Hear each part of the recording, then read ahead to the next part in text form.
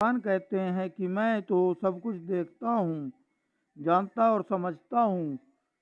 मैं तो तुम्हारे दादा का भी दादा हूँ। लक्ष्मी जी जब भगवान से पूछती हैं कि आप अपने भक्तों को दर्शन क्यों नहीं देते हैं, तब भगवान कहते हैं कि वह दाता बदले में क्या लेना चाहता है वह भी देखो। भगवान को तुम अपना मन, अपनी बुद्धि, अपना हृदय अर्पित करो। भीष्म पितामह स्तुति करते हैं कि हे भगवान, केवल एक बार मुझसे कहो कि मैं तुम्हारा हूँ। भक्ति ही मृत्यु को सुधारती है, सार्थक करती है। ज्ञान पर भरोसा मत रखो। आत्मा शरीर से अलग है, यह तो सब मानते हैं, परंतु इसका अनुभव सबको नहीं होता है।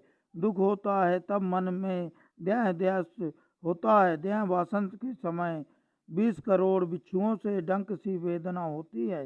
भक्ति मृत्यु को सुधारती है, कई बार ज्ञान मृत्यु को बिगाड़ता है। भीष्म पितामह ज्ञान पर भरोसा नहीं रखते थे, वह भगवान की शरण में गए। वह भगवान से कहते हैं कि आपकी शरण में मैं आया हूँ। वह ऐसा नहीं कहते कि वह ब्रह्म रूप हैं, वह तो कहते हैं कि मैं आपका हूँ, आपकी शरण में आया हूँ। भगवान उन्हें कुछ उलाहना देते हैं। वह कहते हैं कि मैं आपको अपना कैसे मानूं। आपने तो अर्जुन पर भी बाण चलाए हैं, अपने भक्त पर चलाए गए बाणों को मैं कैसे भूलूं। भीष्म जी कहते हैं कि हाँ, यह सारा जग जानता है कि पांडवों पर मेरा कितना प्रेम है, और आप भी तो यह जानते ही हैं। युद्ध में मेरा शरीर कौरवों के पक्ष में था, किंतु मेरा मन तो पांडवों के पक्ष में ही था। पांडवों पर मैं बाण तो चलाता था, पर मन से मैं यही चाह रहा था कि विजय पांडवों को ही मिले। जयस्तु पांडु पुत्राणाम, ऐसा बोलकर मैं बाण छोड़ता था।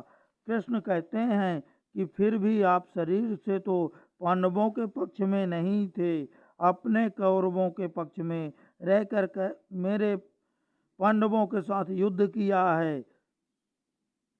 अब जब मन से पांडवों के साथ थे, तो फिर तन से भी पांडवों के साथ क्यों नहीं रहे।